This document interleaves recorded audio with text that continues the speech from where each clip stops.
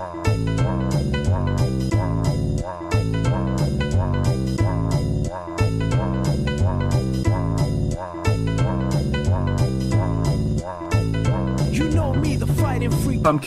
and we're at Utropeia podcast. Anna Cranberry, Chris Moonjump, and Todd Ogredose. Bill, MrYu video. Seeker, aka Dimsdale. Brian, Hambone, Hannah, Jimmy Poop and Louie, Jimmy Poop.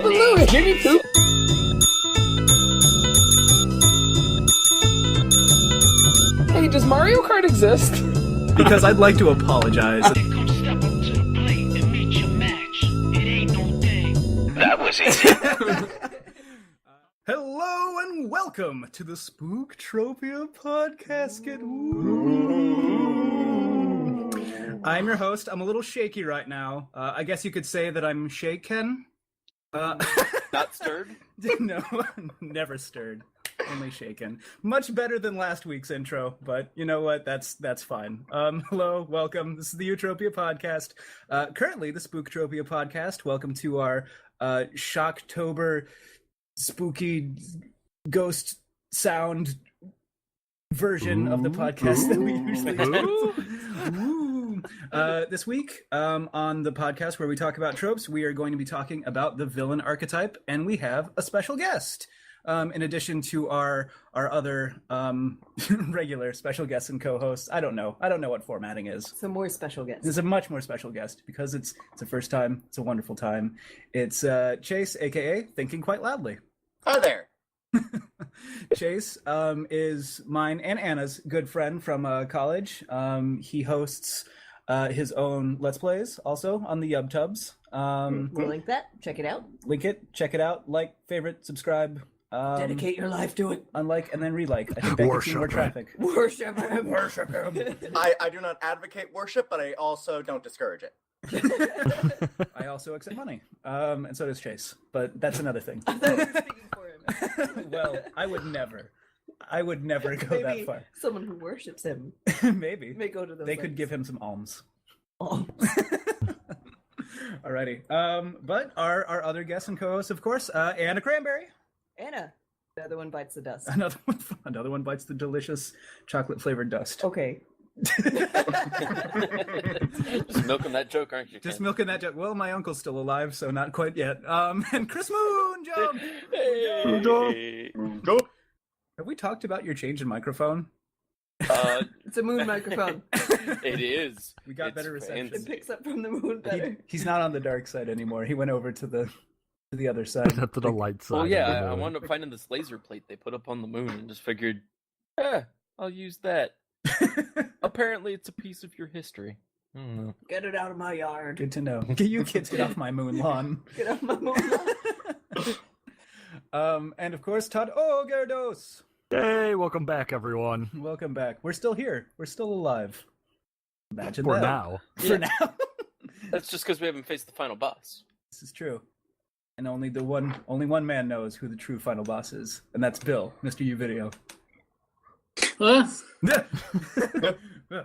that's how What day is it? What year is it? That's how Okay, hard my it DS is is done knowing what the charging. final boss is. Oh, hi, everybody. How's Oh, it hey, going? everyone. Is this a podcast? What are we doing here? What is this? What's a podcast? What's a podcast? It's like a radio show on the internet? It's like the Where are opposite all of the moon pods where you've at? gone back in time. I don't know how, as a time traveler, I would know less, though. Like, You have access to time travel, but don't know what it is. I'm sorry, I ruined everything. No. Hey, you can say that, but Marty McFly went through time and he didn't know how that shit worked either. So You just Say build a it. Ronald You're in Reagan, fine company. the actor? Raymond Raygun. What? Oh, that's I'm writing that down. Raymond Raygun. Is that a real thing? Am I, like, infringing copyright? No, you're not. It's like Rab Zambar. The It's way totally these up for jokes grabs. work, Yes. it's like there's an intro where you get it, and then the next word you lose it. It's just gone. This is a good. I'm glad I stream of consciousness derailed. intro. We had a pretty good intro going. It's like a teamwork dream. We've all got new internet handles from all these names that we're throwing out. It's great. I love it. If this is your first time listening, I'm sorry. And also, welcome. We usually like to discuss tropes. This week we are discussing the villain archetype. But before we get into that, we like to do a little banter, a little talky, little radio. What's good this week? What's happening this week? And Chase, if you're all right with that, I'd like to ask you what's good. Are you excited or bummed out about anything that's been kind of going on? Or I've been pretty excited about the new Smash Brothers being out and playing that in just about every single one of my spare moments. Yay. He's good. Is very good. And I'm also pretty excited about this new season of Legend of Korra, which last one ended on a really high note, and then they decided, hey, we're just going to end this season, or rather the series, this year. So here's a new season for you. Go, go, go. It's been very rewarding. It felt like watching that last season finale was just like, yes, thank you. This is what we wanted all along. Yep. Just And someone crying. yes. Never mind. It was excellent, and the first episode of the most recent season was also very good. And I'm really looking forward to episode 2. I'm very down on the Korra. We talk about Korra quite a bit. We usually talk about the two avatars, and that's when ooh is usually here. That's my noise for ooh, aka ooh. During where that came Oh yeah, I forgot you were gonna. His ghost Beat is him here out. in Is it just- spirit. okay. I'm going to be using that clip whenever we mention him too, so his name will never happen. So it'll still be ooh, and then ooh. That's my name for ooh. Yes, for ooh. Ooh. Why do you make me have more work? Ooh. no, it's production. You need to longer that one.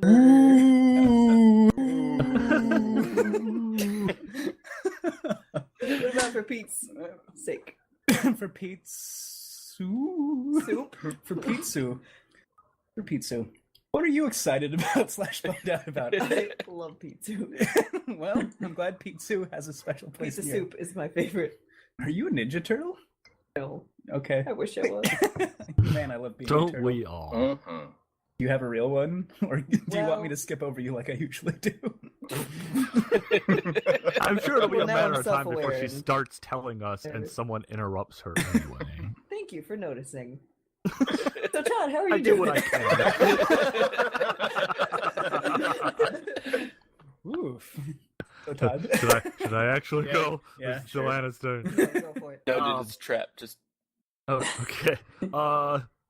Speaking of Todd, why would you ooh, introduce?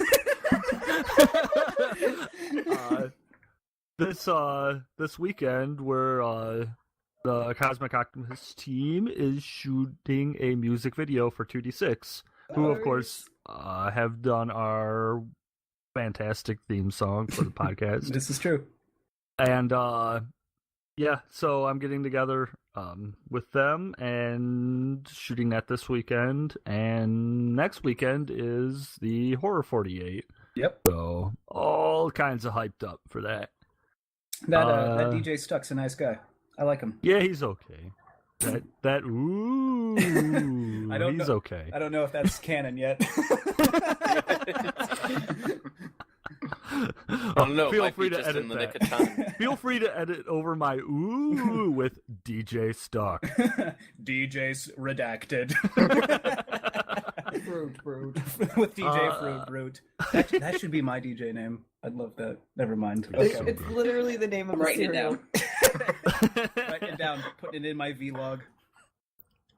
DJ You know about my Cheerio. vlog. DJ Cheerio? Yes. Cheerio. Because I'm healthy, He's British. but also white. Also slathered in honey. This is true.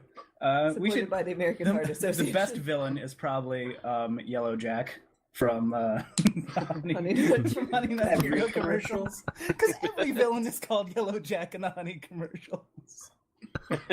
Every single Not ready one. for a Since segue when do yet. commercials Okay. have villains? No segues yet. We're Since still Cookie, talking about since it. that Hold that stupid Cookie Crisp dog decided to show his stupid No, you face. don't mind. Is Lucky technically a villain? No, the kids Or the are. Trix Rabbit? The kids in both of those situations are the Are you villains. sure? They won't let them have their own fucking cereal. Technically, Lucky keeps the kids from having his cereal. That's true. Yeah. I guess Lucky is the villain, just like actual leprechauns. Oh. Hey, Bill, MrYu video. Hey, Ken, Pumpkin, Hi. how's it going? I'm doing pretty good, man. Are you an Excite bike or a bum bike, a Brumble bike about anything this week? I don't know. I'm pretty mellow right now. Ooh. I've been busy all week. Some cool stuff. I am pretty excited for the Horror 48 next week. Yeah. But something really cool today. Sony released the character rigging for their zombie bellboys from Hotel Transylvania for anyone to download. Cool. So that was kind of cool. Awesome. So if you have Maya, you can go to Sony Animation's website, I think, and just download it, and you can do walk cycles and stuff with it.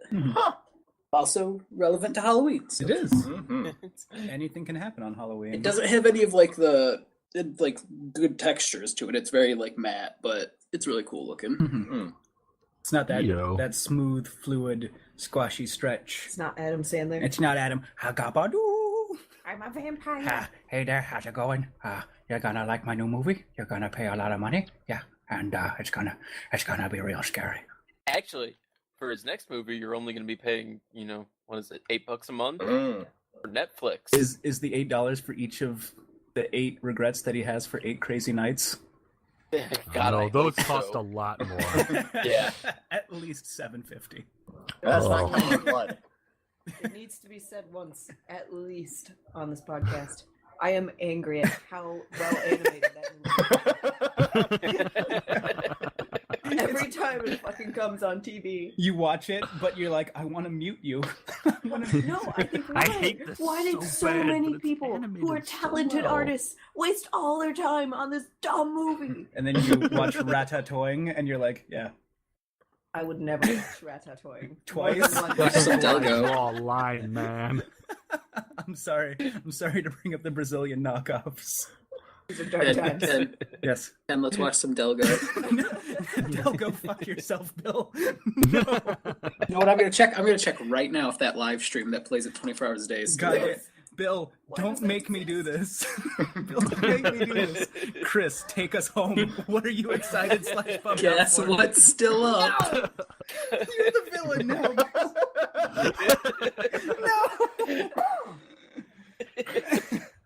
No. I am excited because Tuesday next week, Borderlands the pre-sequel comes out. And in it allows you to play as some of the... The reason it is the pre-sequel is because it is basically takes place between 1 and 2. And in it, you actually finally get to play as Claptrap, who I'm going to be because he's annoying. And that amuses me. I know. You literally have a special ability that involves calling out for a high five, and if you don't get it, you get super pissed and get stronger. But what if you get the high five? Then everyone else gets stronger. Oh, well, that's good. Yeah, that's a trade-off.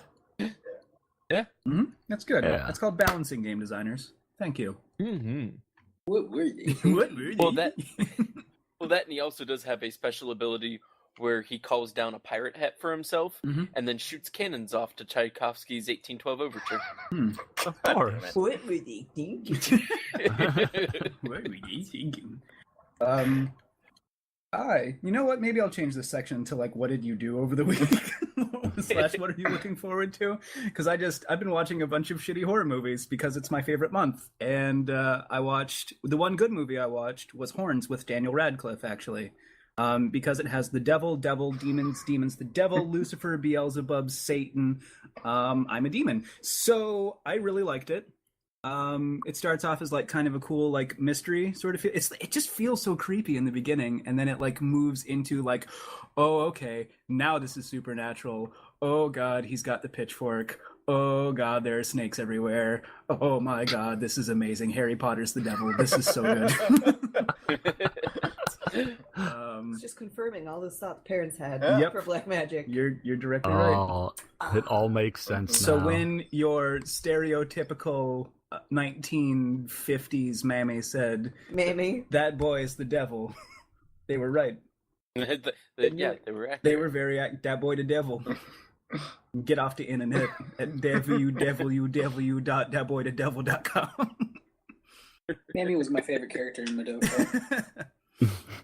I'm sorry. It's okay. I'm not sorry. I'm trying to think of a good segue off of the Madoka. Nope, just drag There it right is off. no- the Just- I totally stopped everything. Just like the owner of the segue, who was Zach Braff beating a child. Speaking of villains. Woo. That's a proper Apologies segue. to all Zach Braffs listening in. Apology to Zach Braff's family, but not Zach Braff himself. Zach Braff's listening to the Utropeia podcast, like, oh, I'll get them. I thought they were funny. I saw that Pokemon were different brown. I thought it was great. Not anymore. Now I'm the villain. On your wedding day, I'm like sunshine when you're having a fun time. Okay. When I say villains, besides me, who do you guys think devil. of first? The devil. That's a great example. You love. I talking do. about the devil. I do love talking about It's in a around movie. with Zach Braff. Oh no, wait! I was just watching Scrubs, and he was just there. I can't do this all Devil on starring my Zach own. Braff. I'm no devil man. It's like a bad recut online. The bad recut or the best recut? Which? No, I clearly think it's best. And he's been. Are you being honest with like the devil or? No, I wanted to say it You more did than anything, more than but it anything. is a good example. It is a good example because I mean he's supposed to be the embodiment of pure evil in like Christianity. Mm-hmm. I mean he's represented in a lot of films. I was saying before the podcast, why don't we just do an episode of on the devil? I mean it's not like it's ingrained into every single episode we've done so far. Yeah, but Just come saying on, it. we can fill so much content with just a devil episode. You know what? You're We right. could all just talk about the devil alone. As All right, representations of the devil cast it is. Those eggs are so good that he makes. I don't know how he does it. Get some Pop-Tarts with them. The devil eggs. You not get this? Huevos del Diablo. Incidentally, I need to see a It's man about a food cake. pitchfork. I know you do. He made them for you. It's not mustard. It's that No. because you can make deviled eggs with mustard. Non sequitur. All right, Chase, take us home. When I think of villains, the first villain that I actually think of is probably the first villain a lot of us were introduced to, Darth Vader. Darth Vader's a good one. Oh, Darth Vader's a very good one. He's interesting. He's got that whole Anakin Skywalker thing that they could make some Yep. movies out of if they decided that they wanted to. I guess. They probably could. I bet that. Yeah. No one has No. though. I don't They know. probably I mean, shouldn't. They could. I mean, now that Disney's got it, but Yeah. Yeah. I mean the trilogy was great. It's The one and only trilogy that ever happened, right? It's so weird they Yeah. waited so long Right? to do more with that. Really sad that kid from Jingle All the Way never got to do more acting. I mean, they did those animated series that were supposed to be pretty good. I never got around to watching those, but Yeah. but yeah, Darth Vader, the kind of quintessential giant, imposing, all dressed in black, the kick-ass red lightsaber, was really kind of archetypal just in and of himself. Growing up, when he was the bad guy. Yep. Directly. I mean, it's just this, this white long hallway. They're fighting an enemy. He just comes in, busting it open, taking command. He chokes a guy. He chokes a guy directly with his mind it's Yeah. true. in that first movie. Could have just been a coincidence. Well, yeah, it could be, but he really sees the opportunity. So that's a really great Like balance. that guy just like choking on a chicken bone, and Darth Vader's like, "Now's the time," and he just starts like moving his hand. He looks up from his sketchbook, and it's a picture of him choking someone with his mind, and he just says under his breath, "Now's my chance." Now I can do it finally. Guys, look at how cool I am. He's just holding up his hand. General. Guys, guy's like, He's like, hard work, Which it kind hard of work. surprises me that he waited that long to do it in front of folks. If I could choke people with my mind, I would be looking for excuses to do that every goddamn day. It'd true. just be like a tap on the shoulder, just a little like choking in the morning. That might be the title of this episode.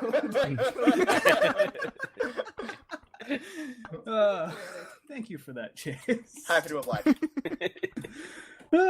Woo! Okay, good stuff. Todd. Todd is good stuff. So from is. one funny voice to another, I don't know why, but the first villain I went to was Skeletor. So, yeah, everyone together now. Oh my god! But Skeletor's kind of the definition of like that, like kind of bumbling, kind of serious threat that's just like wants to take over everything and be all powerful. His name is Skeletor. Are you? Yeah, his name is. Are you an Skeletor. anti-skeleton? And as we all know, most Skeletor. skeletons You're are right, you're inherently evil, except for Skeletor. So, Yeah. so like I kind of went to him just because he is kind of like that. Like he is the quintessential villain. Like you love to hate him, and You don't hate he's to just love him. he's fun At to least watch. he's not snarky. It's a battle for the ages, Skeletor versus Snarf. Who will win? Battle of the annoying voices. I want to point out it was so bad that in the reboot of Thundercats, Snarf is just a dumb animal that cannot speak. This is true. And in He's the a normal reboot cat. of He-Man, Skeletor's face gets burned off with acid. What? Yeah. Oh, Yeah, Jesus. yeah, they made like a remake series. Wasn't that the and, 2011? Like, they made, No, not Masters of 2011. the It was Universe, I 2008? think is what they I didn't called even know it. there yeah, I was a think it remake was of something He-Man. like that. Yeah. Yeah. They did. But it was like they made Skeletor from like kind of like this bumbling guy to like a legitimate like oh crap, this guy's a serious threat. And they Horrible do it by disfigured burning villain. his face off. Yeah. A lot of that show was them spinning their weapons around and then pounding them down on the ground before starting a speech and then fighting. Did He-Man look cooler? Or is it pretty much the same? No, it's the same. pretty much the same. Why fix what ain't It's the broke? same. Prince Adam looked a little better. He did. Yeah. Prince Adam looked fine. He-Man was He-Man, Yeah. and that's Skeletor was Hiroshima. acid face. Yep. Skeletor was maybe the Joker. Maybe Or is it more like a Two-Face kind of thing? a Two-Face. He just flipped a I think, coin. I think it was a no face. Visually. Was a face off between He-Man and Skeletor. These And are John really Travolta. good transitions. These are good transitions. We don't even need to murder a small child to do them. What? Like Zach Braff. Like Zach Braff Yeah. Good save. from the what is it from the back line from the top rope.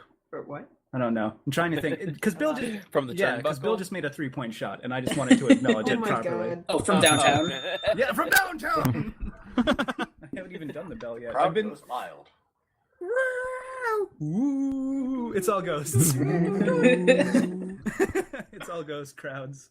It's nice. They're nice spirits tonight. I liked how excited you were for that one. I was because I thought of it as I said it. Like all of my words. Anyway, Bill, you video. Alright, I actually have a few, mostly just because I thought of some that I just wanted to say they're fantastic names for Ken, because I think he'll enjoy them.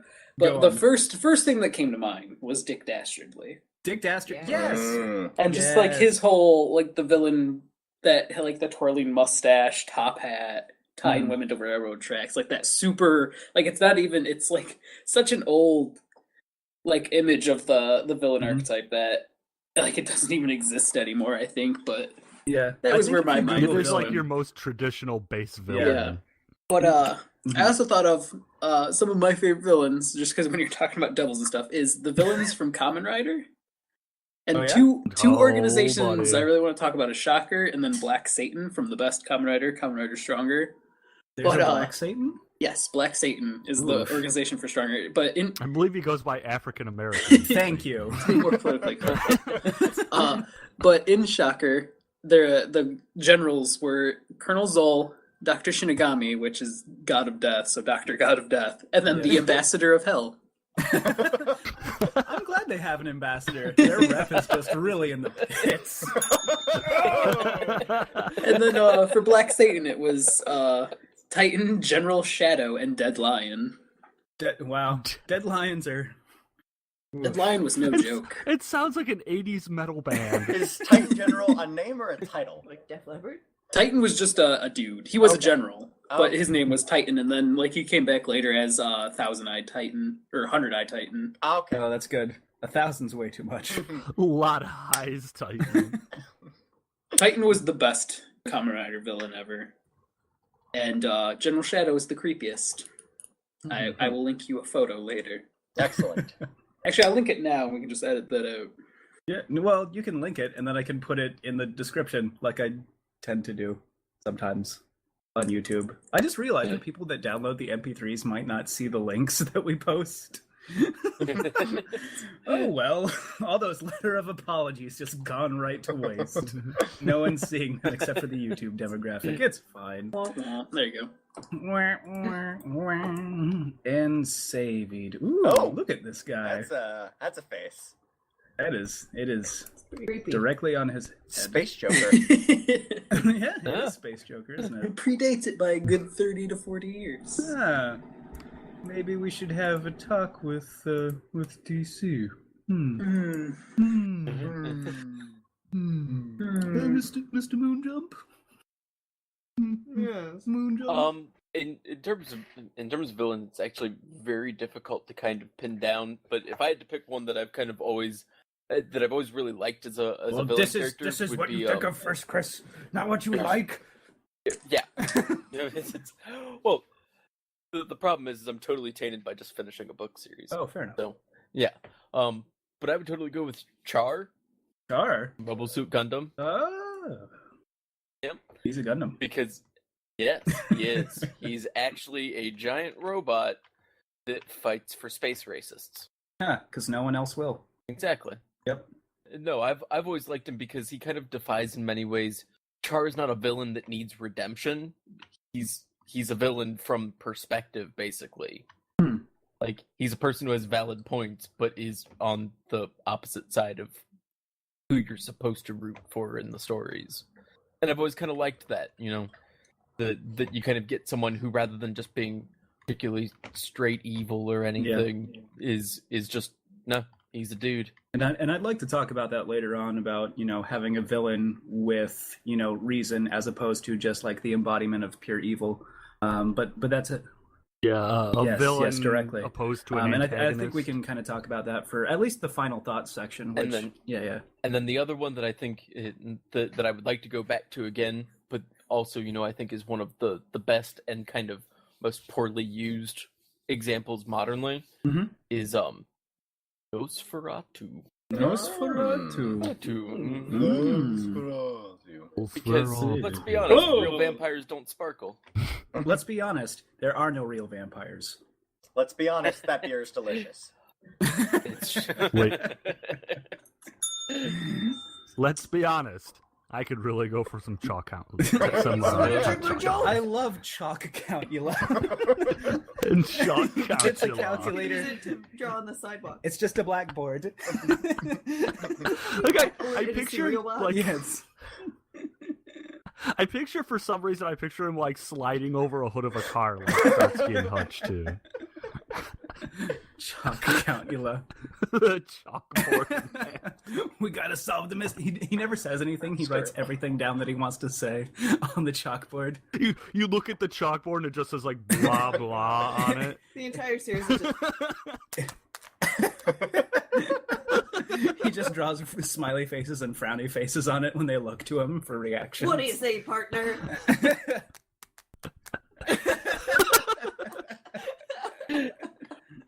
Well, and the one thing I was actually going to bring up is it's funny that you mentioned that vampires aren't real, because they actually think they've found the pathological basis for the myth of vampires. Go on. I'm It is- locked into this conversation. The garlic joke. Was it a little too stinky? Not a fan. No, I think you really staked it down there. We're on fire tonight. Yeah. Well, But like a it's vampire in actually- the sun. Sorry. Just count how many times that bell's been rang. It is actually kidding. Order up. How many times have I done that joke? Never? Okay, good. Go on. But actually, it's related to a genetic condition called porphyria cutanea tardia. Is this the one where you can't be in sunlight? Yeah, actually, it does cause skin to boil even after short periods of time in the sun due to a breakdown in hemoglobin. But it also causes a desire for high iron foods. Iron foods. Mini wheats. Exactly. Clearly, they just needed some frosted mini. Yes. Mini wheats actually do have a shit ton of iron. They do. Yeah. Have you ever? I think I've asked you about this before. The experiment where you take like mini wheats and you crush them up, and then you take like a magnet, and then you can like pull bits of iron out of like the crushed up cereal. Did you think about this when you were locked in a plastic prison? Maybe. those people know what they did. Oh, and it's another villain. I'm sorry. Mini weights. The worst villain of them all. I don't like that they added faces on the ads. It's kind of creepy now. Very sinister. It is. Well, I wouldn't say sinister. What are you not the type of people that like to bite the heads off gummy bears? No. Is that...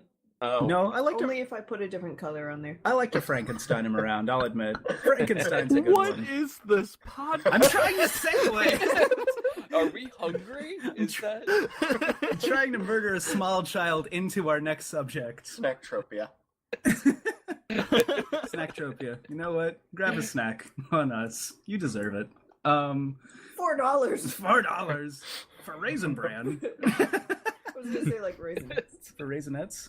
For snow caps. For snow caps. It's just sprinkles on chocolate To-go chips.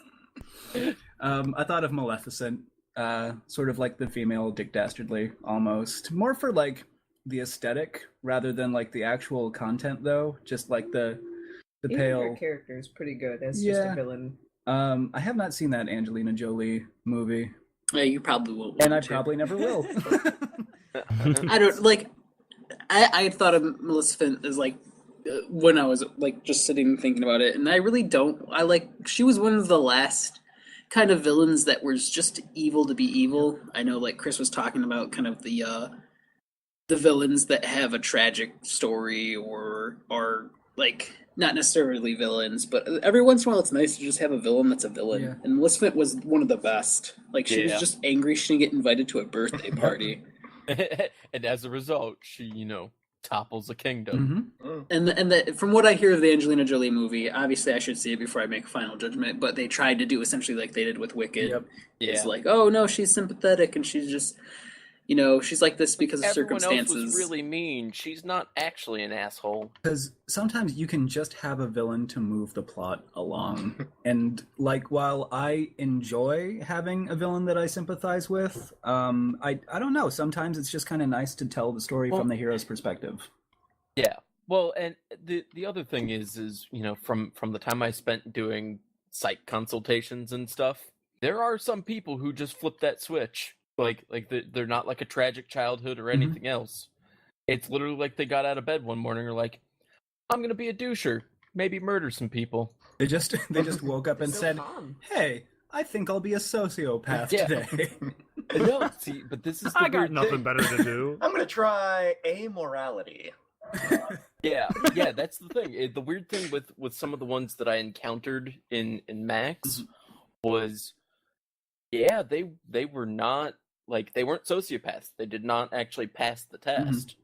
They were just not good people. Like, they made a conscious choice where they said, no, I'm going to get what's mine, regardless of what people think. And, that was a very interesting period in college. Well, to graduate on to the next subject of... There it is. Oh boy. I have to think of these on the fly. Just go. Just like a metamorphosis in a Cronenberg movie. Ooh. And our next subject is who that does it well.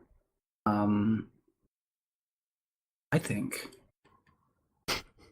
You know what? Actually, I'm gonna wait because Bill, you might have this villain also. Probably. Because if you're saying that, you know exactly what I'm thinking. Then probably. Do you want to say it, or do you want me to say it? You want to go at the same okay, I'm gonna time? count to 3. All right. Okay, you're good. Okay, 3, All right. 2, 1. Knox. I do like because as soon as you guys said that, I knew exactly who you were going to say too. Bill, I'll let you start off with your opinions on Knox first, and then I'll go.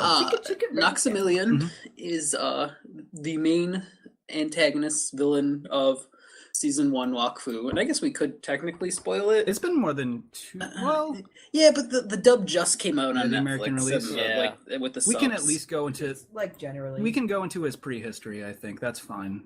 Yeah, because episode 0 is not out, and I guess you would really have to pursue it if you want to. And put anyway. Anyway, So in Wakfu, I don't know if I've ever really talked about, or like in Dofus in general, you have a race called Zellors, the time, which are time mages, which is what Nox seems to be when you first see him, which he is at that point, but there's more to it in the lore. But that's splitting hairs.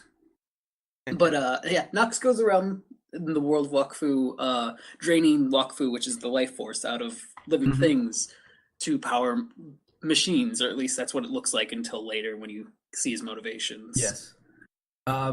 He's very good because you know what? I'm gonna spoiler if you have not pursued it a little bit. I'm sorry about this. Just give it like 2 minutes, I say. Nox is trying to get back the time that he lost. He went mad, like trying to build this thing, and he thinks the more Wakfu he drains, the more he'll be able to go back in time. So he thinks that everything that he's doing doesn't matter. He thinks that every single thing that he's doing has no effect. He just wants to be back with his family, and that's a real sympathetic villain, especially when he realizes that. Yeah, what in episode 0 you see? I think everything with Milian happened. Yep. I want to say 100 years, maybe 50 years. What was it? 100 years. But yeah, it's a bit when Ogredose Chaos was still. Give you such a crick in the Knox. Oh God, maybe I'll use that one. No.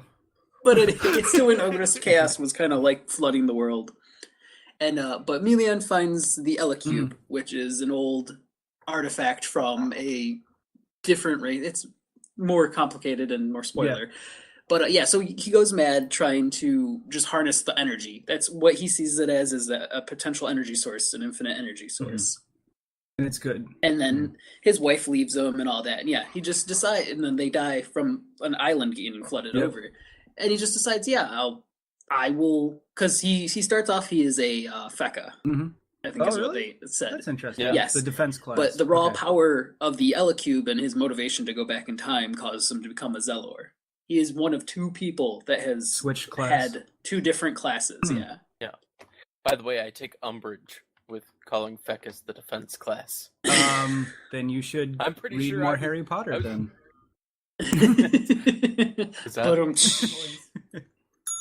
But I'm pretty sure I was the murder class. Oh, okay. well, that's in Walk. You can be the defender of Yeah. murder.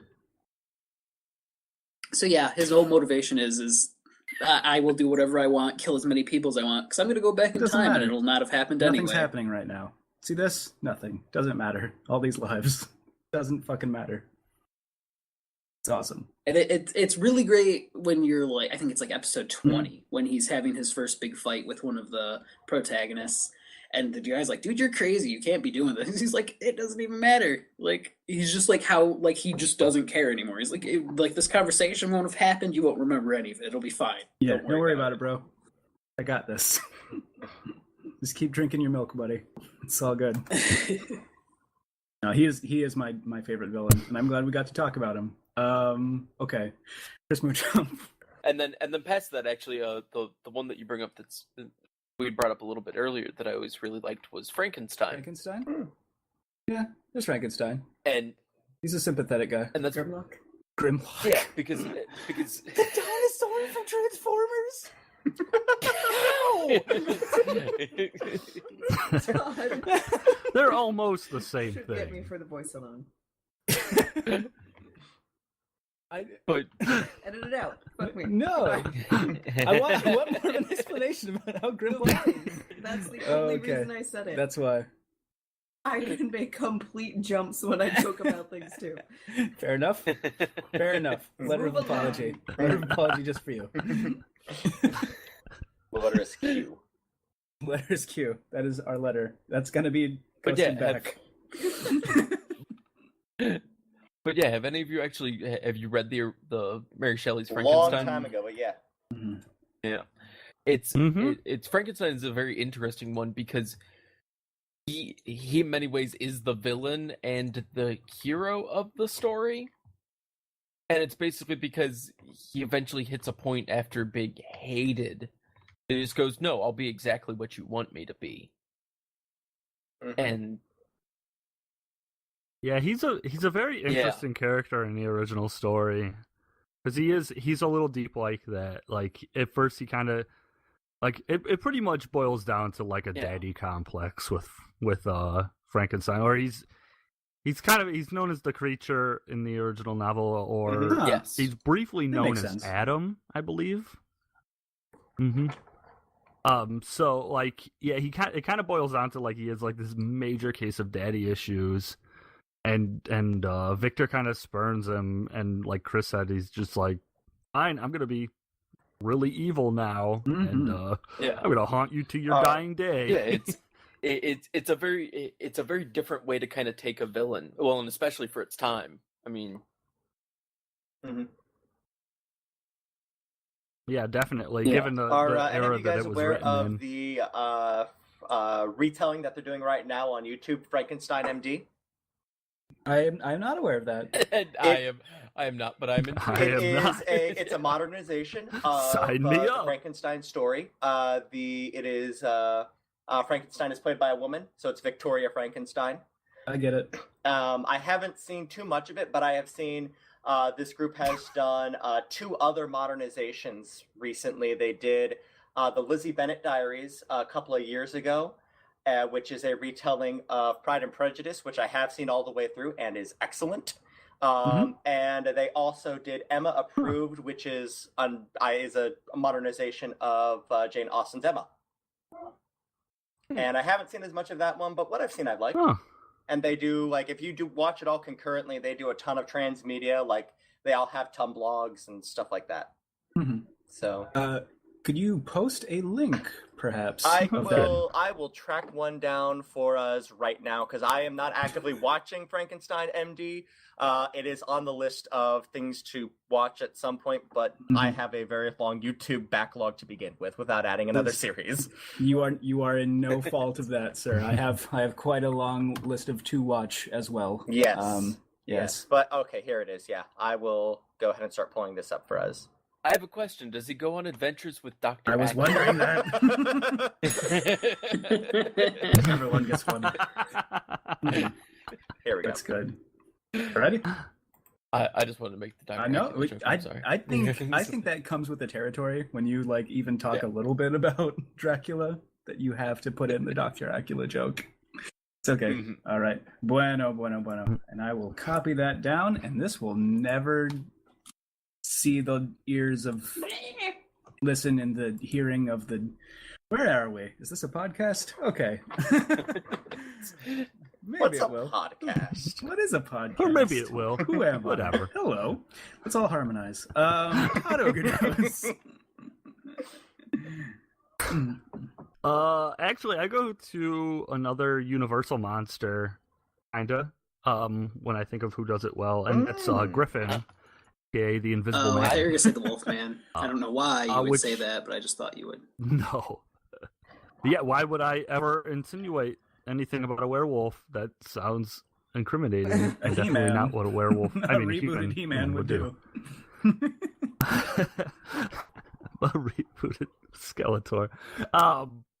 But Griffin is he comes across a chemical solution that turns a man invisible, and he ends up getting it used on himself. And at first, he's really struggling to find a cure for it. But after a while, the chemicals kind of go to his head and just the general power alone, and he goes really freaking crazy.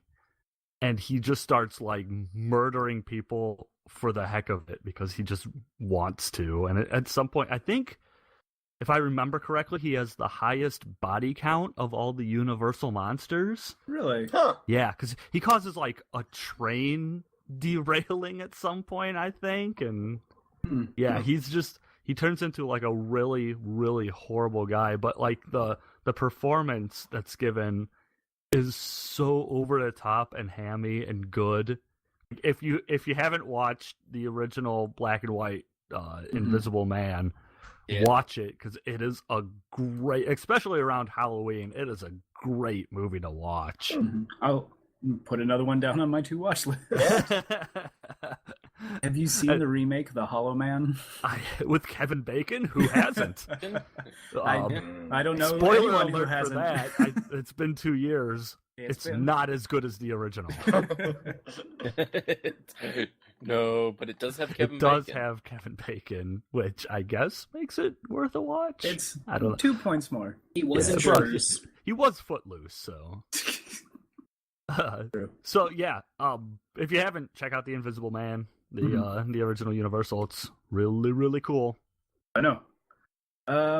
Chase, aka Thinking Quite Loudly. Who do you think of for a good villain? Well, I'm actually going to swing around to a bit that a couple of y'all were going on to earlier. Dolores Umbridge from the Harry Potter series.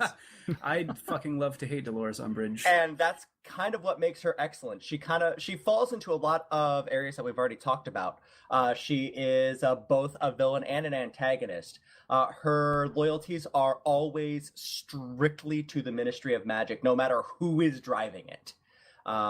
Because she is incredibly loyal to Fudge while he is in the Minister, and when you-know-who takes over, she's more than happy to continue to comply. One of my favorite, because I will freely admit that I am still way too obsessed with the Harry Potter franchise, considering all the books have been out for years and all the movies have been out for ages. My fiance and I are actually planning the trip to Harry Potter World to be our honeymoon. Oh, cool. Because that was one of the Sounds magical. You know, it was one of the first things that she and I... Thank you. That was one of the first things that she and I started talking about, so it seemed appropriate. Anyways, one of the things that I love talking to people about and debating about is like, what house was she sorted into? Because that's not something we've gotten any sort of meta-jo data about. It's not mentioned in any of the books. It's not mentioned in any of the movies, because she really could fall into any of them because of how she acts. And it's really interesting, and she is delightfully hateable. And another perfect casting for the movies too, because those are some of the best. Like, you know, say what you will about, you know, how the movies are done and directed and whatnot, but they are always very well cast. I would agree. Like, no, I don't think anyone would argue Severus Snape being portrayed. I wanted Alan Rickman to play Severus Snape before I knew Alan Rickman's name. This is true, and thank you for saying his correct name, which is Alan Rickman, and not whatever name I was going to say, which was not Alan Rickman. Hans Gruber. And I do have another one that I'm not sure if we want to talk about, because while the original source material has been out for 5 years, it is currently being made into a movie, and I'm not sure if people are going to see that and have not read the books. What is the book series in question? Mockingjay. Are you okay with that, Anna? I don't care. You don't care? All right. I mean, we can put a... I don't fucking know. Skip We ahead. do a disclaimer. We talked a lot about Wakfu as well. So. Okay, that's true. So skip ahead 2 minutes. President Coin from the Mockingjay. President Coin starts out as the president of the completely surprising District 13 that totally doesn't exist, but actually does exist. And she turns out, once they regain control of the capital, one of her first orders as new president is to reinstigate the Hunger Games for the citizens of the capital. And at which point everyone says, yeah, okay, that sounds like a good idea. At which point everybody who's reading the book goes, wait, no, seems like a terrible idea.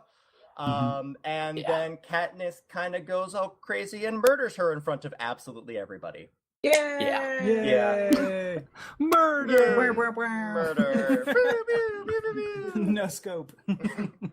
But it is scoop. one of the most surprising about faces in the books that I've read, just because while she has, throughout Mockingjay, she is always depicted as, technically an ally, but not someone Katniss totally gets along with.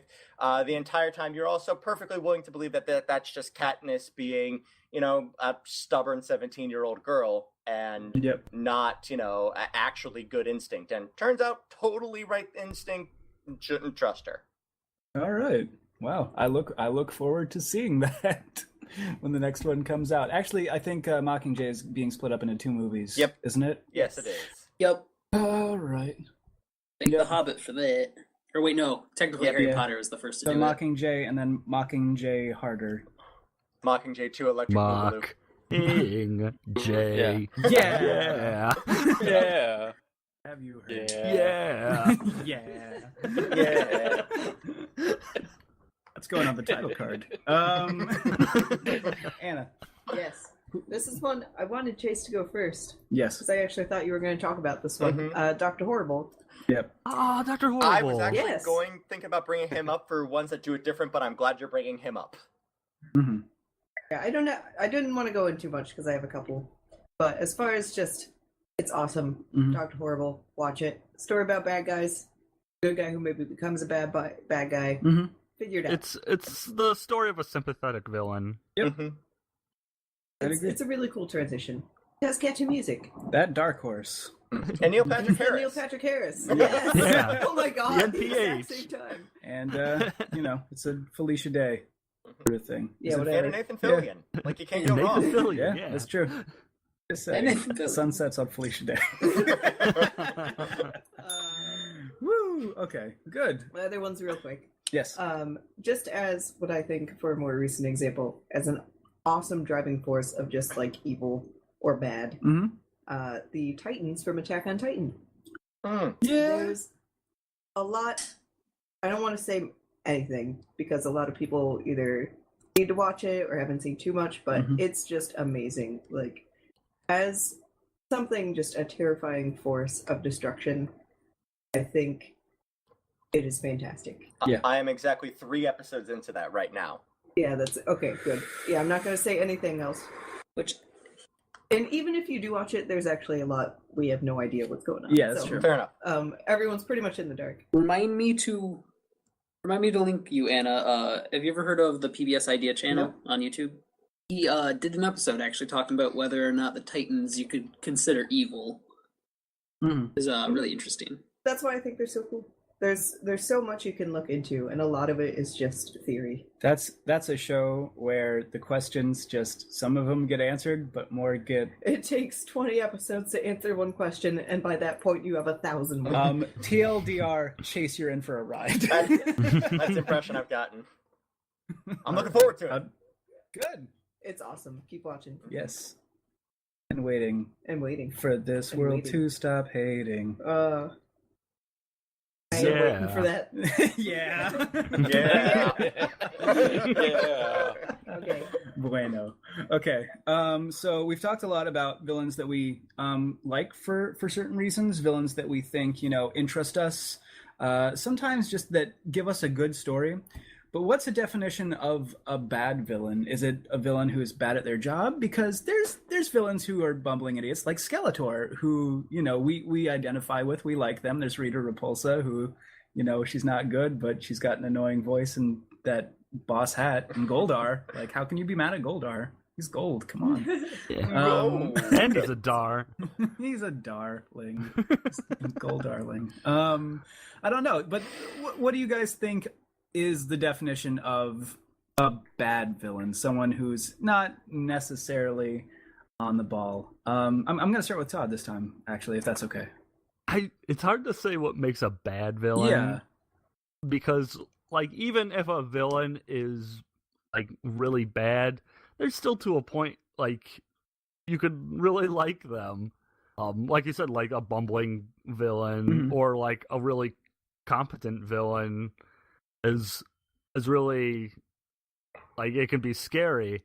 So, like, the villain is an archetype that is so huge in itself. Yep. There's so many different kinds of villains, so it's always hard to say who does it, like, bad. Like, what makes a bad villain.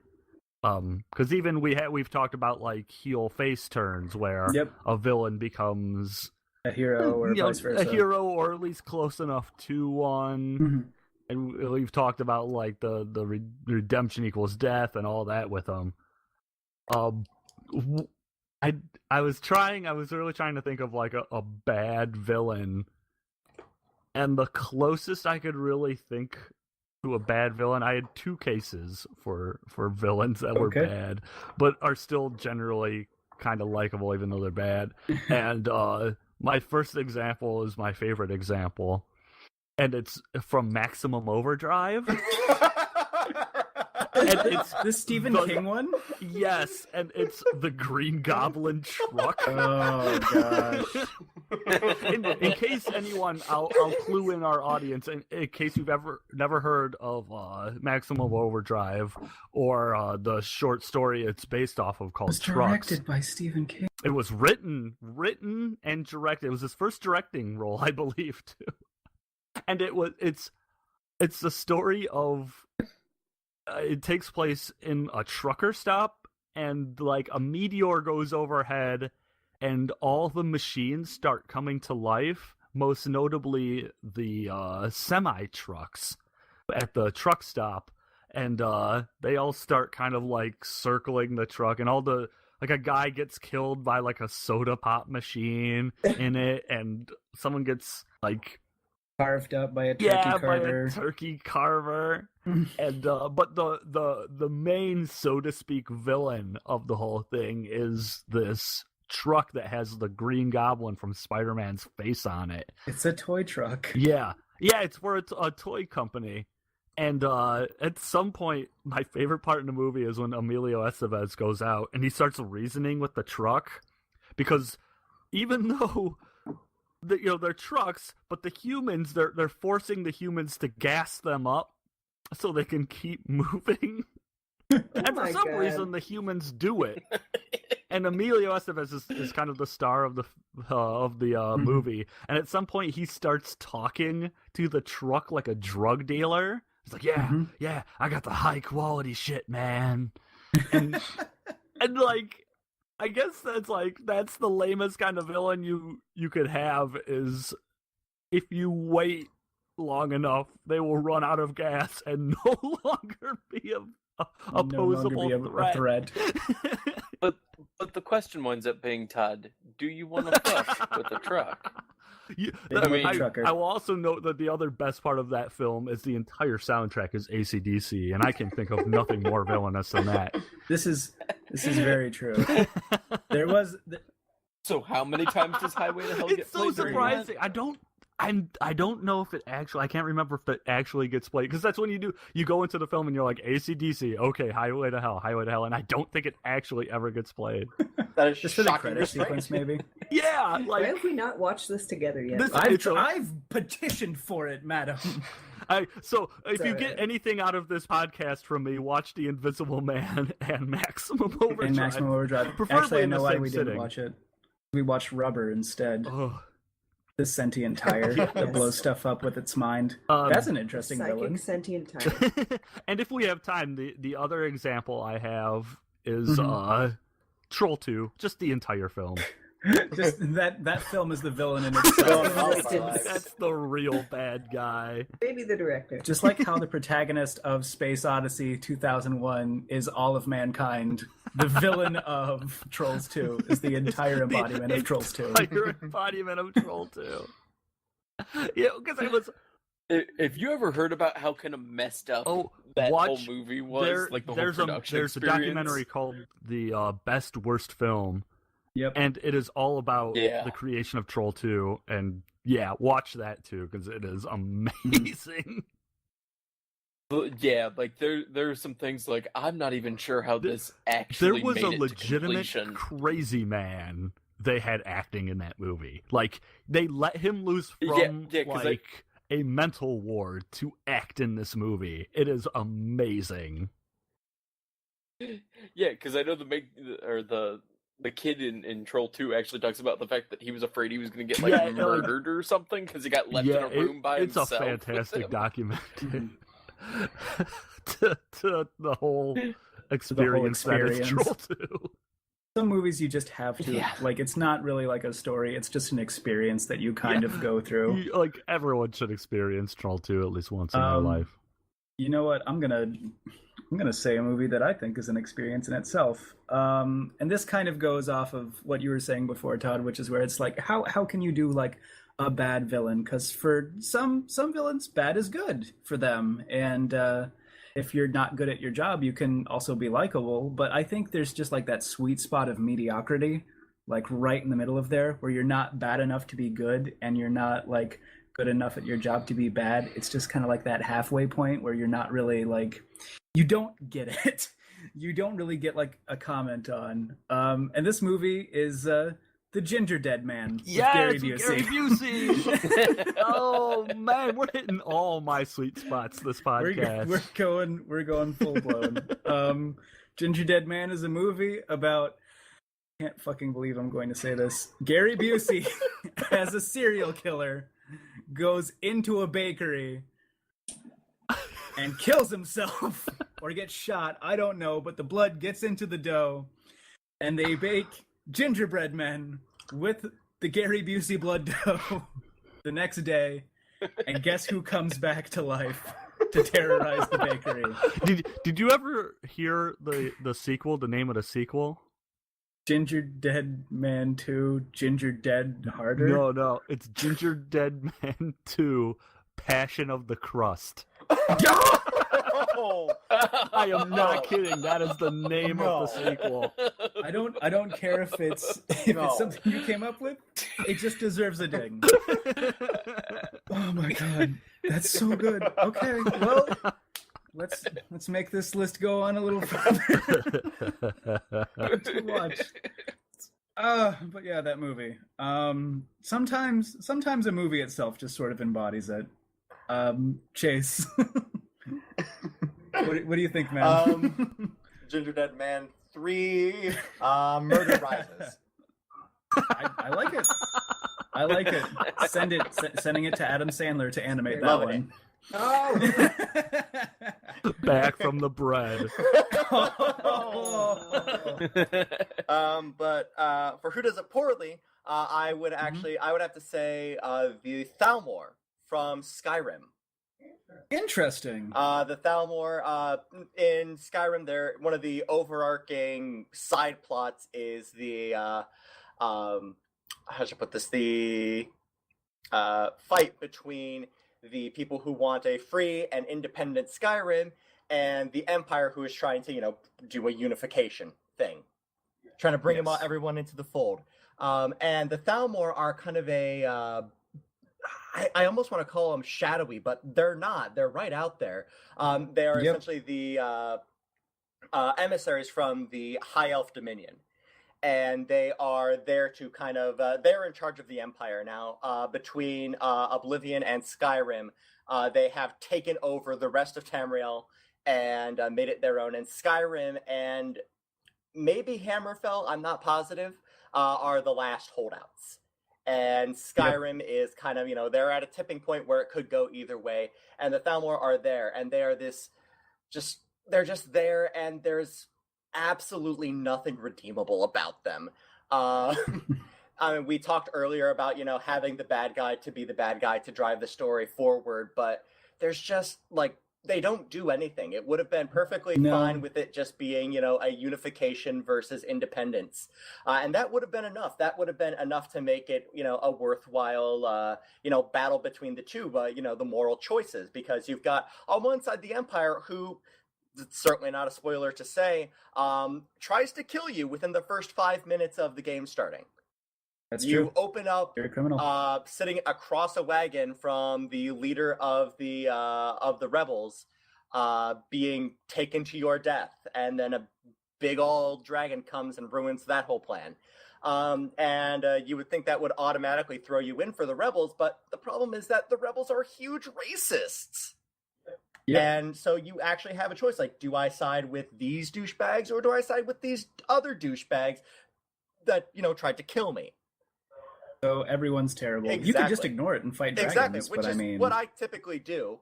That's what I did. Exactly. Find some treasure. Fight dragons, find maybe treasure. enchant some stuff. Make 1,000 iron daggers. Like, the world is yours. Yeah. It's filled with daggers.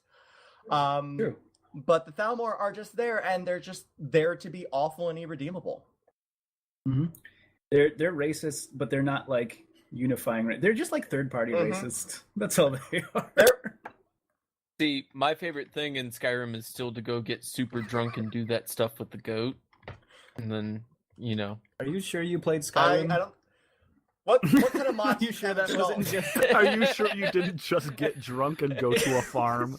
Are you sure that wasn't just Moon Thursdays? It's Moon 30 somewhere. It's That's canon. such another good name for the episode. Putting it in just because it's shorter. Woo! No, that's a good one. Did you Though. guys ever get that storyline? Where you get drunk on the moon and stuff with the goat. Yeah, the goat. Yeah. There's the one with like the god of being batshit crazy. Like there's that guy, Sanguine, I think. Yeah. Oh, what is his name? You know I know who I'm exactly who talking you're about, talking though. about. Funny story. That's actually your character from Oblivion. Oh, Yeah, cool. there's in the Shivering Isles DLC, you find out that Sheogorath, that's his name. You Okay. actually, at the end of that, you become Sheogorath in all but having god powers. And then there's a couple of hints that he drops during his quest line that indicate that, yeah, same dude, even if you were not a dude or a human. Okay. Well, welcome to the Dragon Crisis. All options are valid, and this is just one that you're doing. Yep. Enjoy. Skyrim, battle on multiple dragons. Basically. Infinite dragons. and- Sorry. Yeah. Yeah, bueno. Anna? Bad villain. Bad villain. There are two things. Yes. I don't know why. Doesn't even matter. Two things that individually do not bother me. Okay. Together really bother me. A bumbling villain Yes. and a super grimdark villain. Okay. When they are combined, I find it to be such a failure from a storytelling perspective. The Grim Bumbler. The Grim Bumbler. Oh, can we have him on the Justice Writing League? that one down. Yes, I was just going to petition him to join our Justice League, the Grim The Bumbler. Grim Bumbler. He just wears like a Casey Jones mask and like he's got a really long Grim Laughs Reaper robe. maniacally and trips a lot. Yeah. Into bees. He keeps riding a bike, but it keeps getting caught in the spokes. He's got a freaking bike. Yeah, just like a little like newspaper boy bike. It's like a razor scooter. You guys have one of those giant one-wheel bikes. He has a unicycle. Now that's just sad. No, not a unicycle. The one with the giant front wheel and Okay. this Like tiny the little old wheel on timey the back. bike. The Grim With Bumbler. a super elevated seat. I'm sorry. Yeah, basically, I mean, there's many examples of it. Okay. But basically, in a story, if it's, the hero or heroes will allude to this creepy, crazy villain, Yeah. all the bad things they've done. And then, like, they get defeated every time, or, like, they just are unable to do anything ever. Specifically, I was wondering. Go on. well, there are several that I could pull from. I- Specifically, I was referencing a show called Stormhawks. Okay. That no one gives a shit about. I'm gonna spoil it. The dark. The Dark Ace. What a piece of crap. Spoilers, because no one cares about the show. It's a show where these kids have sky bikes. I They care. go and try and save their world called Atmos. Crystals. Crystals, whatever. magical bike crap. Yep. No, we will not Babysitting talk joke about about wallops. kids. on I this could do an show. entire episode about things I hate and love about Stormhawks. Yes. Mostly things I hate. But specifically, the Dark Ace killed the main character's father Yep. and caused this entire world upbringing along with one of the other driving villains. Yes. Literally defeated every single time the characters encounter him, which is probably every other episode. But they're always so scared of him. every single time they're still afraid. They're like, "Oh my god, it's the Dark Ace." And it's all like rainy and pouring rain and he's like, "Oh, Crap, I got defeated again with almost no effort. Did you I'll love get this you next time, Stormhawks? Stormhawks. And he just holds it up, thunder flashes. Someone comes over and takes it from him. I'll get you next time. He fumbles it out You of his won't hand. escape. Goes, Literally, as he's "Oh, running away, it's he'll on yell the things like, "You ground won't escape so now." easy." Yes. Like, he's got some psychological problems. Yeah. He's just trying to redirect all these things. They just let him pretty have it terrible. because they know that he's Yeah, got some that's- real problems. That kind of stuff really bothers me. It's the only I think the attention villain he needs to be gets. able to be a threat in order to drive, unless it is just for jokes or humor Yeah. mostly. But you can't do both. Like, it's really annoying. It's like if Bebop and Rocksteady were actually like feared. Like they were feared. The Ninja Turtles are like, oh, no. Lightning cracks behind them. shit, Bebop and Rocksteady. Hello, turtles. Splinter's worst enemy. We took your pizza. I love the idea of someone yelling like, "Oh shit, Bebop." I'm Rocksteady gonna work shows that up into and my he's not like even- casual talk now. Pretty sure they yell that all the time Oh, at the jazz clubs. And the hype ghosts are just going nuts in the back. See you later, Space Cowboys. See you later, Space Outlaw Stars. No! Oh, every time. Little MrYu video. Who's the bad? Yeah. Who's the badman of the badman? Right, so Okay. I was debating which one to go with. I don't want this to turn into a huge thing, but I think when you see a villain that had potential, whether like you see it right away or like when you think about it later, and my best example for that is the Catalyst from Mass Effect you 3. took mine. Now, me and Chris have had this we talk about Mass Effect 3's ending a lot. But one of the conversations we came up with that the Catalyst could have been like a really, really good villain if people would have pointed out to him or like fought against his logic. Because like obviously, the Pimp My Ride joke of, "Yo dog, I heard synthetics were killing organics, so I built some synthetics to kill organics." Like, his motivations were like this super terrible, like circular logic of like, and even like the endings, like these new, like solutions he came up with didn't actually solve the problem that was supposedly happening. But if that would have been presented as like a flaw, like if Shepard was like, "Oh, like that doesn't make sense, man," and he's like, "No, I'm just gonna do it anyway. I love killing organics," then like you could have fought against him and it would have been a good villain. But instead, it's just taken at face value completely, and it's just poorly written, I think. Yeah, okay, you gotta kill organics. I got you. But it had All right, I see where you're coming from, man. No, you're not gonna tell me it's wrong? No, I get it. No, I completely understand. Well, and the thing me and Chris really kind of go into usually is with the either the destroy ending, where you just destroy all synthetic life, or the synthesize ending, or whatever it's called, where everything becomes like this weird techno-organic. In both of those, you don't solve the problem. Eventually somebody's just going to make more organic or synthetic life. Like, even with everybody perceived as equals, you're assuming like the Geth now are like, they all consider each other equal. Eventually somebody's gonna be like, "You know what, I don't want to do so much work. Let's build an artificial intelligence to do it." So it's just, like, none of the solutions were good. And obviously, like, the control one was the stupidest one. Like up to that point, why would the Reapers just be like, "No, okay, now's the time that when we tell someone they can control us, they can." It was just the potential for a really good villain thrown down the toilet because they really just needed to make up for the fact that they leaked the original ending. And I think that one really points out well is that, villains in many ways rely kind of on two main things, which is basically clear vision and is clear vision and kind of effectiveness. And the one problem that we run into, with Mass Effect 3's ending is the Reapers were definitely an existential threat, but they don't actually you go through this whole entire scenario just before the end of, no, we can actually beat the Reapers. It's tough. Seasons don't fear them. Yeah. It is the winter, the summer, the rain. But the whole thing with it is like you go through that whole scene on Tali's homeworld where you kill one. Like, you have to shoot it in its stupid face.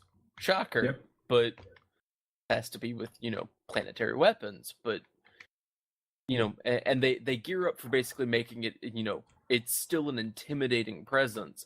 And then they crap out with the whole thing of, oh no, we made ourselves into synthetics to stop synthetics from killing you. By the way, I'm going to kill you. But yeah, and kind of squandering potential for villains effectively kind of leads people to the conclusion of, well, why'd you even bother giving him to me in the first place? Like, it trivializes everything else they try to do. Because, like we said, a villain who chooses to be evil, I think in many ways, or the villain who's crazy or anything else, at least has a clear projection of will. Yeah.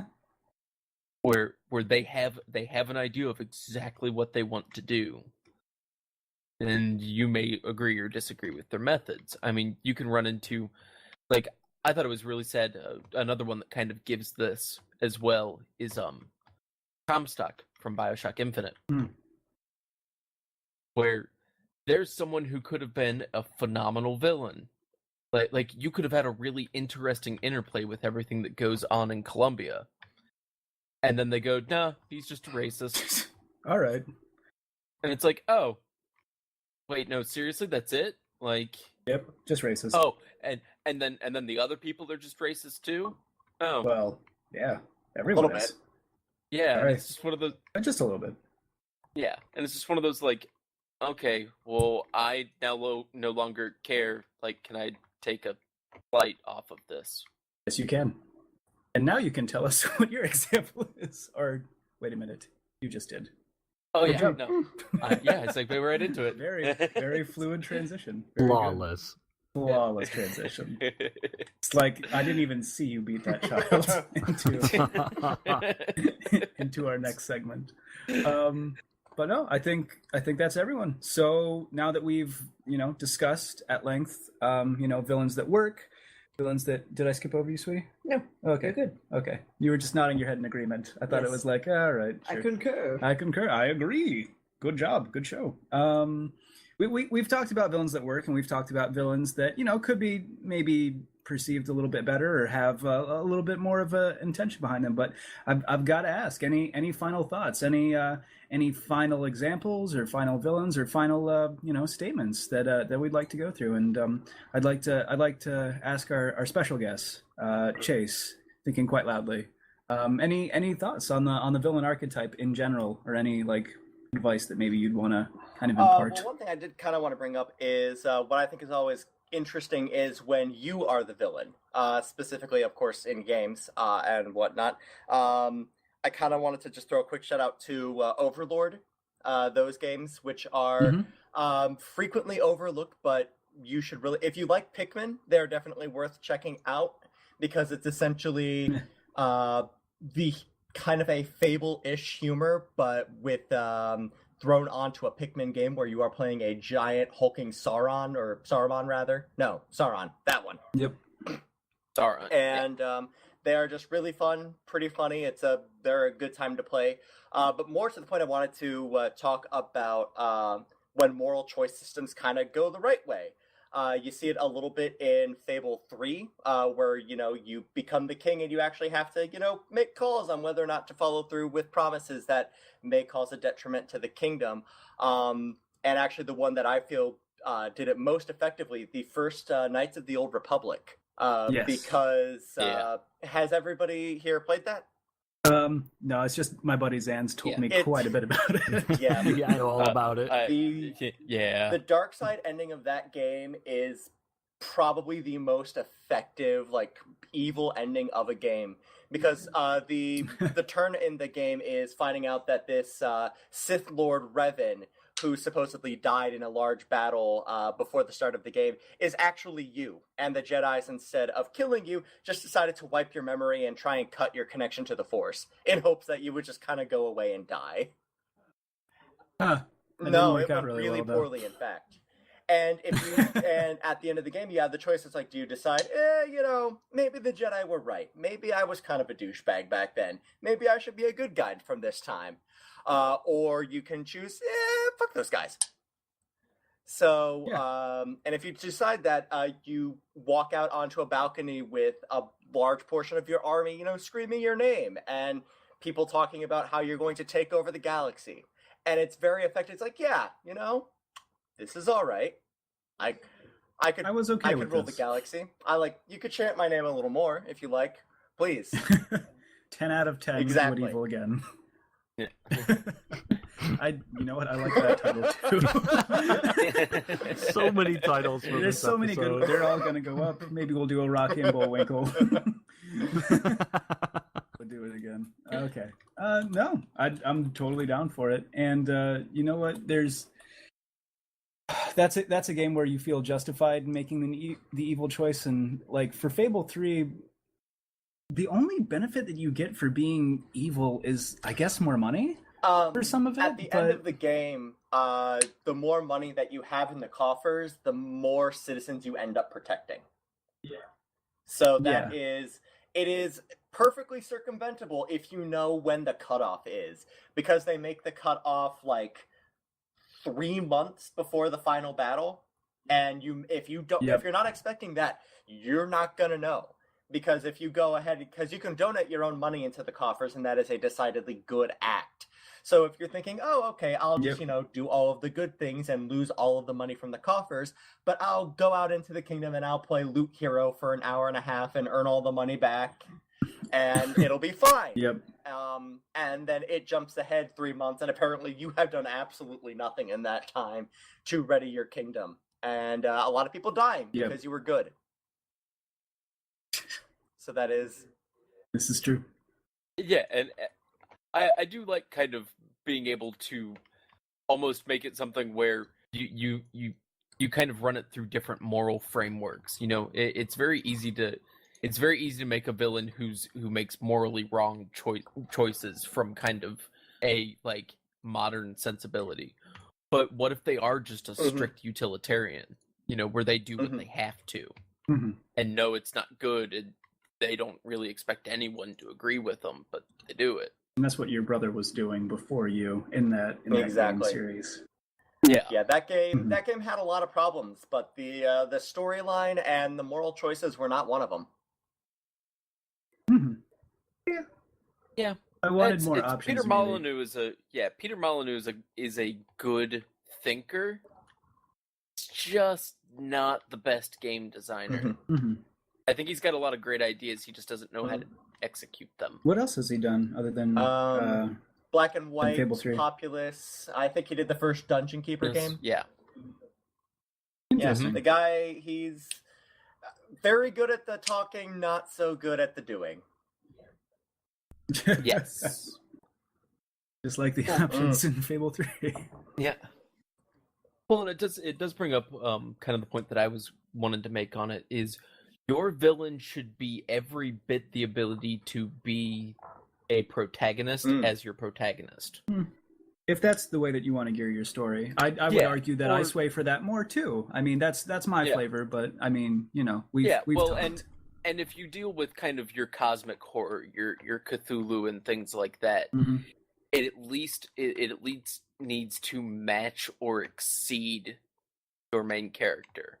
Why choose the lesser evil? Go exactly. Cthulhu. Hey, I'm down with Cthulhu 2016.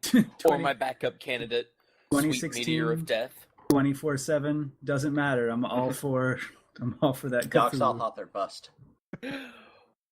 Yeah, well, I'm more of an Azathoth man. I'd go big or go home. Yeah. But yeah, I think in many ways, that's the one thing, especially when it comes to kind of working out your big bad, is your big bad needs to be big. Like, it needs to be someone who is at least a challenge for your main character. And you could have him be the weak person with something strong behind him or anything else, but yeah, if he winds up being something like, oh, he was the kid in 3rd grade who took my lunch money, and now I'm, 6'4" and 200 pounds of muscle, like, you lose the tension in your story. So it's important to kind of consider when it comes to...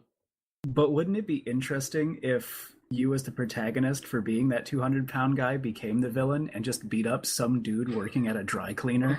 And then suddenly the story was about you being taken away and about you saying, no, I was justified. I was justified. He took my money. He took my money. Where is it, Stan? Where is it? Where's my money? I couldn't even drink my milk for strong bones. I want my milk. I'll get you, Stan Skelleport. Canon. My milk. Oh, he is. Wow, Skelleport just got infinitely more like deep of a story. Oh, Skelleport is the best hero ever. Skelleport is the best hero. Skelleport is the best anything. It's the best 3rd grade villain. I'm gonna just slide that. I'm gonna put it on the table, and no one will argue with you. No. Oh my god! It's all fitting into place. It's all fitting together like a skeleton. Well, you know what they say. Your bones connected to your right bone. I wasn't sure where it was going. I liked it. Todd, any final thoughts? I like what Chris is getting into, and it's kind of what I was getting into with the truck example. Yep. Is making sure it doesn't matter if your villain is sympathetic, is bumbling, is hyper confident, is incredibly terrifying. They need to be a threat. Mm-hmm. That is a basis for a villain. And to a point, that's for any antagonist is to the role of an antagonist is to essentially get in the way of the protagonist, to give him something to come over. A villain kind of takes that a step farther, and it's more of like a menacing point of view. It's not only are they trying to stop the protagonist, they're trying to stop the protagonist because they want to. It's not like a storm or something that's getting in the hero's way. It's an entity. It is something actively trying to stop your hero, your protagonist. Mm-hmm. So I think when we boil it down to just like what you need for a base villain, it is just plain out that you need some kind of force, some kind of entity that actively wants to stop your protagonist, your main character, or whatever like that. Yeah. Can't just be the angry napkin, basically. Yeah. You can just step over him. Exactly. Like I said, it doesn't even need to be all. It could be a bumbling villain, like where they try to and always fail. But that, like, for a villain, you need that like active decision to oppose. I think that, like, in its base properties, that's what you need. Mm-hmm. So work with that. I have a question because I want your answer. Okay. Ready? Yeah.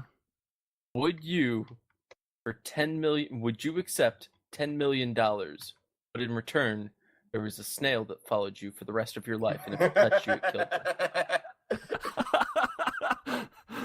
I don't know. So I know what this is from. I've had time to consider this. Yeah. It moves only at regular speed. Okay. I can make like barriers of salt and stuff, The though. snail Because is also I immortal. could invest some of. Yes, the snail is immortal, and you are immortal as well. Okay. What if I'm immortal? How can the snail kill me? Antimatter. He's your Horcrux or something. Yeah.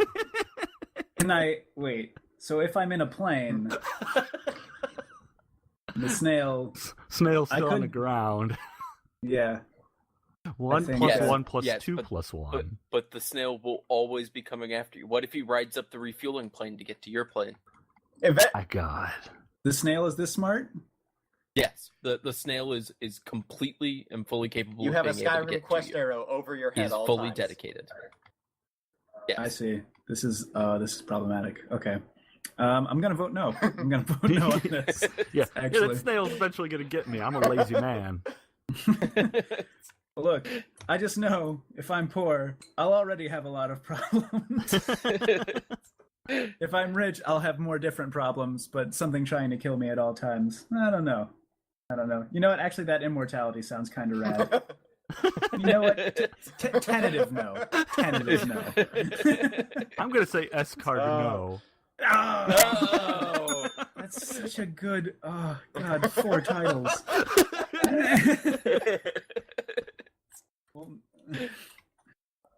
So good. Bill, MrYu video. What's, any final thoughts on the villain archetype or anything like that? I don't know. We're going kind of long, and I feel bad. It's all right. Something like I enjoy, yet there's a lot of villains that I like but don't like.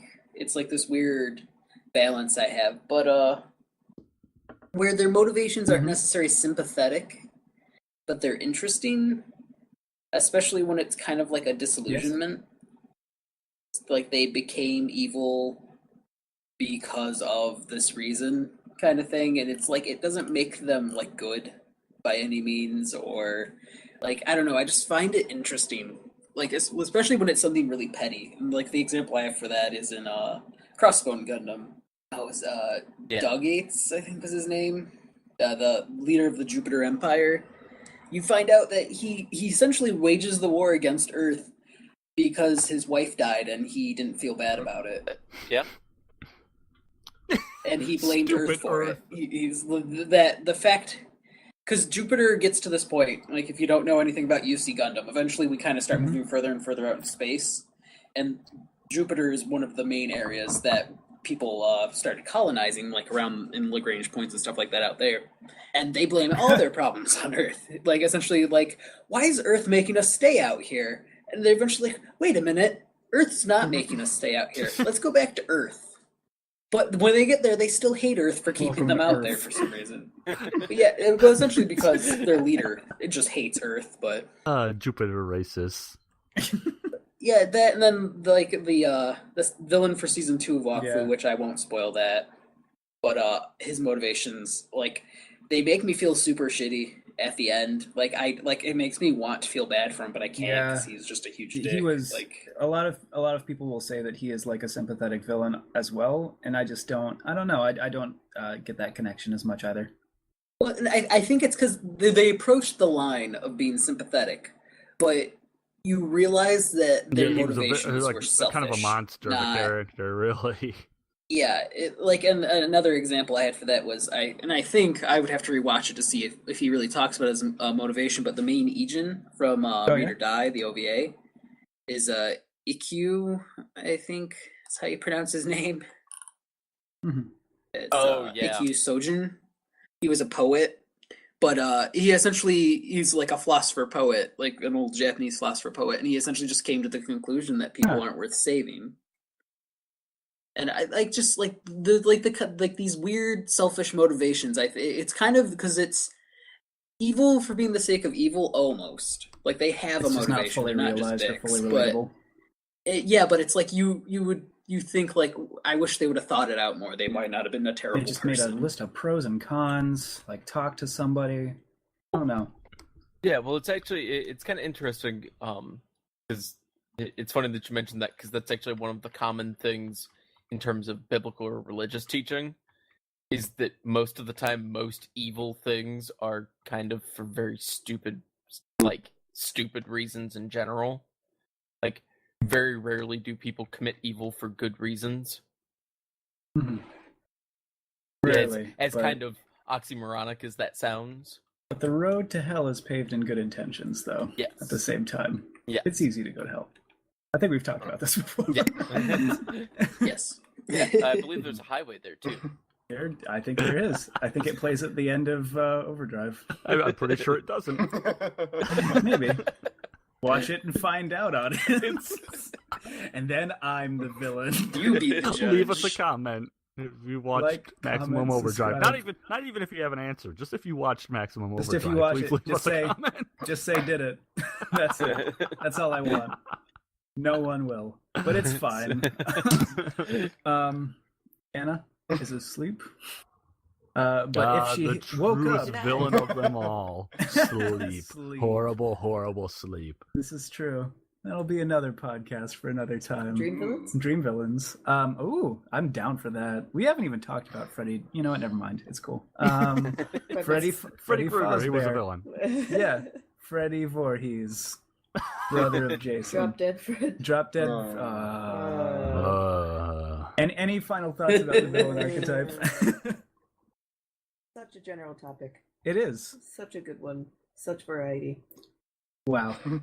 Many variety. They're evil. I'm a fan. Okay. Very evil. Wow. So much evil. Much evil. Wow. I guess the one note that I wanted to touch on, and I know we're getting a little late in the game, but it's fine. I'm down for longer podcasts. It gives you more time to do that thing that you're doing while you Like listen. video I don't games. care. But like video games or working on a thing at your job, or not. Whatever you like. I was going to talk about. I think I've already talked about American Psycho, like the sort of take on like what it means to be a psychopath and like kind of representing that. I guess for certain villains they'll just use like being a sociopath or mentally unstable for a lot of the motivation for what a villain is, and sometimes that can even be blurred. I guess my final thought on that, or my thoughts on that are, sometimes it gets done well, like American Psycho. It was all in his head. There's the Joker. He's a crazy motherfucker, but he thinks he's doing it for the right reason. I mean, being a sociopath or being schizophrenic or something like that, or whatever the cartoon version of a schizophrenia is that we're using right now, can be a decent motivator. I think it's just sort of handling it in the right way is what I sort of want to do. I mean, we didn't talk about it much this episode, but I guess just kind of keep in mind what that sort of means. A character that kind of utilizes being crazy and having a lot of power is Carnage from the Spider-Man universe. Yeah. And it's just Cletus Cassidy is a crazy motherfucker that has like this thing that can form into weapons and just be absolutely terrible. I have someone at work tell me he thinks Carnage is a great villain, that they want him to make a movie with the Carnage trilogy. The first movie is Spider-Man, second movie is Venom, third movie is Carnage. He would be all about it. And chocolate milk on the table, I would probably watch it, but just saying. I would have watched it in the 90s. Yeah. I'm not sure Oh, you man. could do it as well now. Yeah, Carnage Yeah. is super 90s. And some people don't like Carnage too, because he's just a crazy guy. There's nothing really for him. He's just a bit of the old ultra violence, but not even with like a British take. They're not even saying anything about it. It's just he's a crazy man, and that's all. I don't know. I guess there's just like a little bit of forethought, because the Joker is just, he only exists to like kill people, I guess. I don't know. I guess just really think it out. I think we'll do another episode on characters with maybe like doing crazy as a character archetype. I don't know if that's a thing, but it's something that we could maybe look into for later episodes. Anyway, I have speculated for far too long. I appreciate everyone for coming in and listening. I guess I think we've run through the whole gamut. So unless there are any more thoughts, all right, good. Then You don't have to be a bad guy to be a bad guy. You do have to be a bad enough dude to be I need the to same watch that now. president. To save the president. Yeah. I'm fine with being. I can never be. Yes, I'm bad, and that's good. that's not bad. Never be anything to me. I'd rather. I wouldn't rather be Yeah, anyone That's but right. me. I'd never be anything but me. All right, I've fumbled that up enough. Whatever. Next week we are doing the plot device of the isolated protagonist. for the plot device. So they're split up from the group, and maybe there's something out to get you. Maybe there's something else at play. But the plot device is the isolated protagonist. So look forward to that on the Utropeia podcast casket. Not a cast, because we're not mummies here. We are not Emotep. I think we should all be okay with that. Emotep.